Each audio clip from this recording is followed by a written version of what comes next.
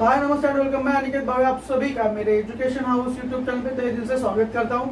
तो आज के वीडियो में हम देखने वाले standard 8 16 chapter reflection of light क्या होते हैं। अभी तक हमने क्या देखा, लाइट क्या होती है, रिफ्लेक्शन क्या होता है और रिफ्लेक्शन के लॉज कौन से होते हैं, और उसका एग्जाम्पल देख लिया हमने, क्योंकि सनलाइट रहेगी मिरर पे आकर अगर गिर रही है तो उधर से वो रिफ्लेक्ट। एक बार फिर से हम ये लॉज को रिकॉल कर लेते थे। हमारा फर्स्ट लॉ क्या था? फर्स्ट लॉ था हमारा, जितना भी हमारा इंसिडेंट एंगल होगा उतना ही हमारा क्या होगा, रिफ्लेक्टेड एंगल। ये था हमारा फर्स्ट लॉ। सेकेंड लॉ क्या था हमारा? Incident ray, reflected ray and normal. ये तीनों भी कैसे होना चाहिए?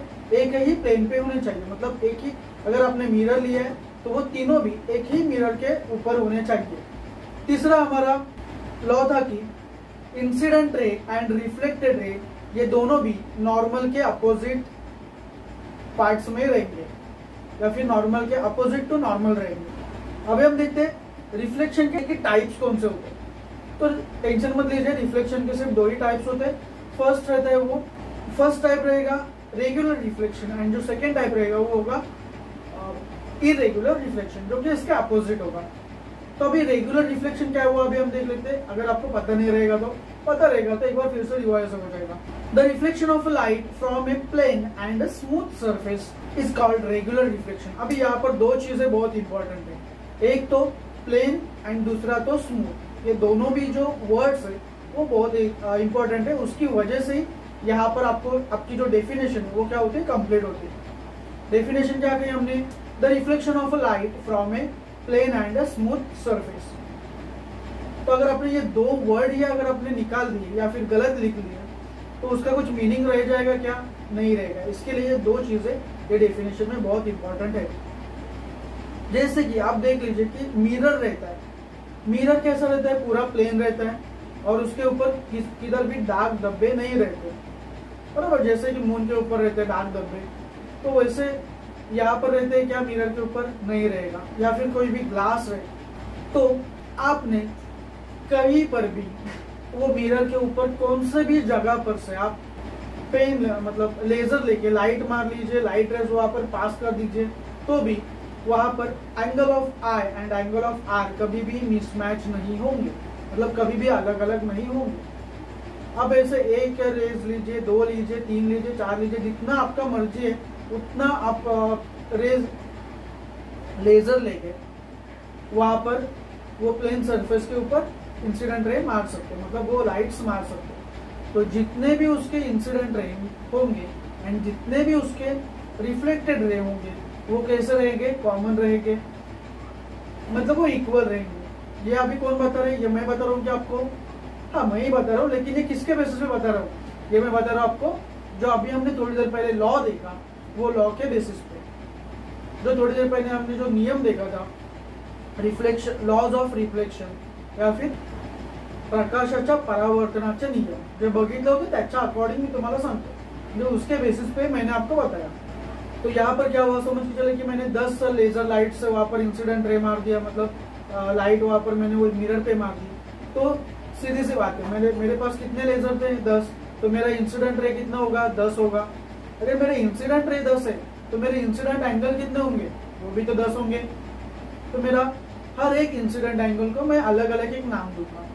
इंसिडेंट जो मेरा पहला इंसिडेंट एंगल होगा उसको मैं नाम दूंगा एंगल में I1, दूसरा होगा उसको I2, तीसरा होगा उसको I3, 4, ऐसे आगे बढ़ते जाएंगे। तो और अभी सिंपल सी बात है, मेरे पास 10 इंसिडेंट रे है तो मेरे पास रिफ्लेक्टेड रे भी कितने होंगे?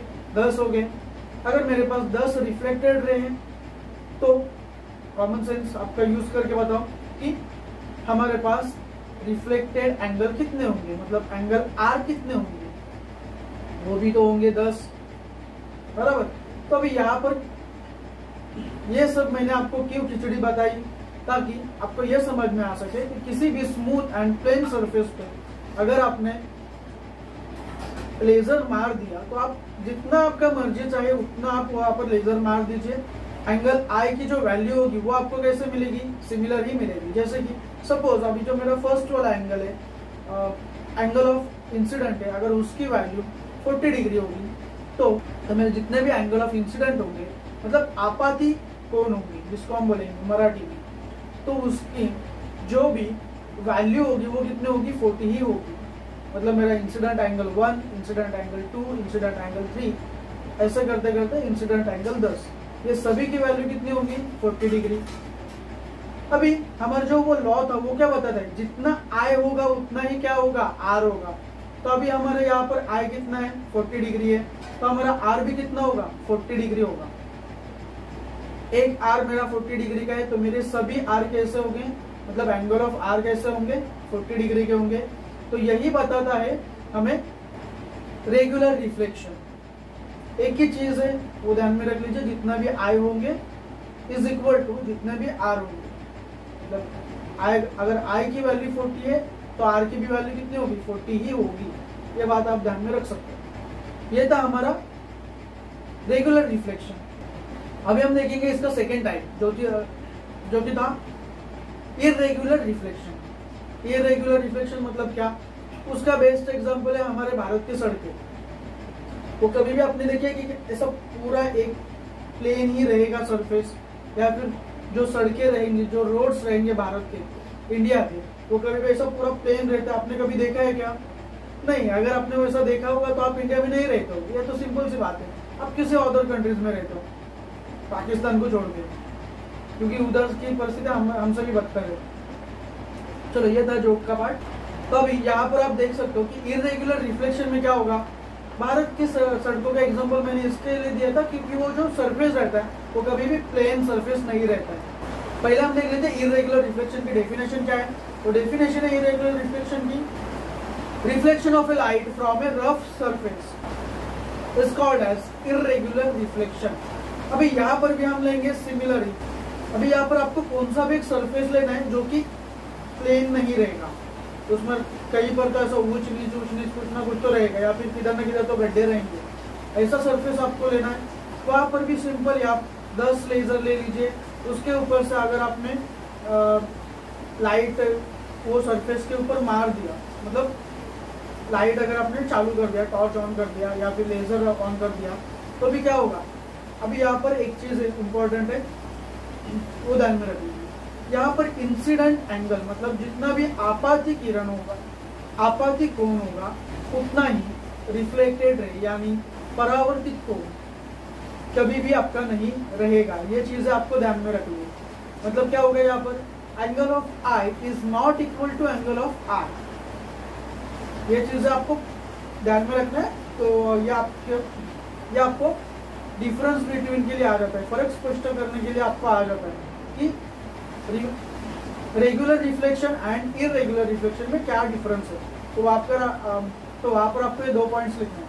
पहला पॉइंट है कि उनकी डेफिनेशन। रेगुलर रिफ्लेक्शन में क्या होता है, प्लेन एंड स्मूथ सरफेस रहता है, और इर्रेगुलर में क्या रहता है, रफ सरफेस रहता है। ये था आपका पहला पॉइंट। दूसरा पॉइंट क्या था आपका, angle of i is equal to angle of r. ये किस में आएगा, रिफ्लेक्शन, रेगुलर रिफ्लेक्शन में। और angle of i is not equal to angle of r, ये किस में आएगा, आपके इर्रेगुलर रिफ्लेक्शन में। तो ये चैप्टर का अभी हम लास्ट टॉपिक देखेंगे जिसका नाम है रिफ्लेक्शन ऑफ रिफ्लेक्टेड लाइट। तो अभी इसका भी नहीं क्या है कि मान के चलिए आपने वो कैलिडोस्कोप तो देखा होगा जो कि मेले में वगैरह मिलता है, यात्रा में मिलता है। तो वहां पर जब आप देखते हो वो कैलिडोस्कोप के अंदर, तो वहां पर आपको क्या दिखता है कि मिरर्स रहेंगे 2 साइड, एक साइड में मिरर्स रहेगा और जिस साइड में मिरर है वो साइड क्या रहती है, ब्लॉक रहती है। और उसके आजू बाजू में भी पूरे राउंड सर्कल में क्या रहेंगे, मिरर्स रहेंगे। तो उसके अंदर आपने जो भी कुछ डाला होगा, तो क्या होता है, जब भी कोई भी इंसिडेंट रे मतलब बाहर की लाइट उस पर गिरती है तो वहां पर क्या होता है, रिफ्लेक्टेड होता है। नहीं समझा होगा तो हम लोग समझ के लेंगे वो कैसे होता है। उसके लिए अभी हम एक एग्जांपल लेंगे जिसका नाम होता है पेरिस्कोप। पेरिस्कोप कहाँ पर यूज करते हैं, अभी मान के चले कि आप सबमरीन के अंदर गए। अभी सबमरीन किधर रहती है, सी के अंदर, मतलब समुद्र के अंदर रहती है सबमरीन।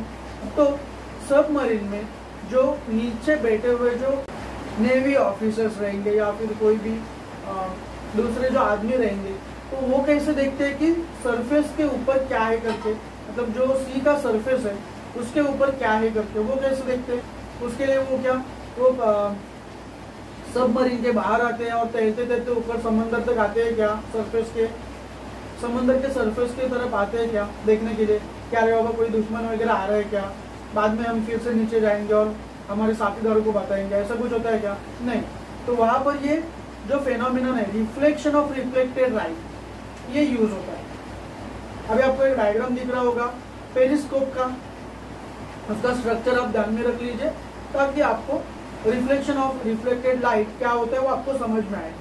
देखिए पेरिस्कोप पहले तो ओपनिंग आती है, मतलब जहां से आप सनलाइट अंदर आ सकती है, एक पार्ट हो गया वो, और दूसरा पार्ट होता है दूसरी ओपनिंग, जहां से जो सबमरीन के अंदर बैठे हुए जो भी नेवी ऑफिसर्स रहेंगे या फिर कोई भी इंसान रहेगा वो जहां से देखता है उसको हम नाम देंगे ओपनिंग 2 करके।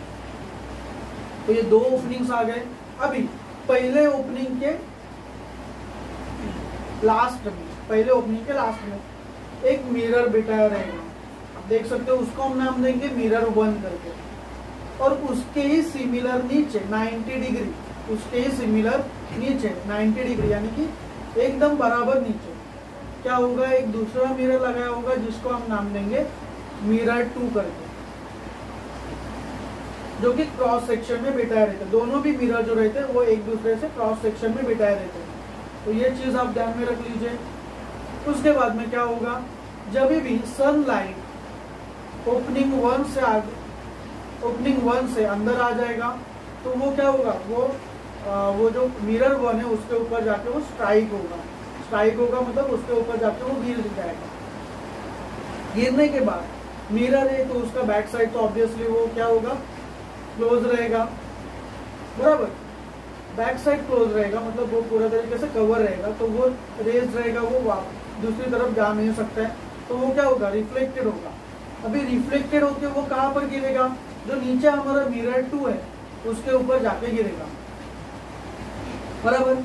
तो वहां पर क्या होगा, फिर से मिरर 2, अभी आप यहाँ पर ध्यान में रख लीजिए, इंसिडेंट रे आया ओपनिंग 1 से, वो जाकर मिरर 1 के ऊपर स्ट्राइक हो गया, मतलब उसके ऊपर गिर गया, वो था हमारा इंसिडेंट रे, बराबर। फिर से वो रिफ्लेक्ट हो गया और वो जाकर कहाँ पर गिरा, मिरर 2 के ऊपर। यानी कि यहाँ पर ही सब जोड़ डाले। देखिए अभी मिरर 1 के लिए जो रिफ्लेक्टेड रे था, मतलब जो परावर्तित किरण था, वो क्या हुआ, अभी मिरर 2 के लिए वो अभी इंसिडेंट रे हो गया। ये बात ध्यान में रख लीजिए, जो मिरर 1 के लिए रिफ्लेक्टेड रे था वो अभी मिरर 2 के लिए क्या हुआ, इंसिडेंट रे होगा।